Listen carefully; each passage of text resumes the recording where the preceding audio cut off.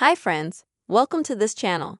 In this video I will tell you and show you how you can very easily find the archive of your Instagram posts. Please, friends, be sure to subscribe to our channel. Also put your likes under the video, write your comments after watching it, and let's get started. Okay friends, in order for you to find the archive of the publication, you'll first have to go to your Instagram page. After that, on the top right, you'll need to click on these three bars.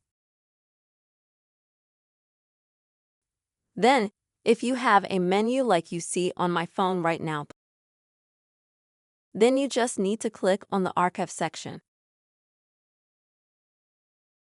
What if, after you press these three bars at the top, you go straight to Settings and Privacy? You'll find the archive section right here somewhere right away, literally. So when you go to the archive,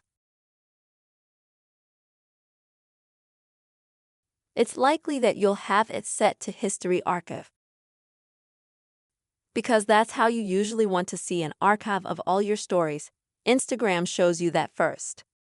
In order to go to the publication archive, you will need to click on the History Archive at the top center, and then select Publish Archive. This will take you to all the publications that you have previously moved to the archive. And now, for example, to return them, you will have to click on a certain publication. Click on the three dots above it, and then you'll have to select here, Return to Profile. As you can see instantly, such a photo disappears from the archive and then appears in the profile as it was before. It appears in the same place where it was.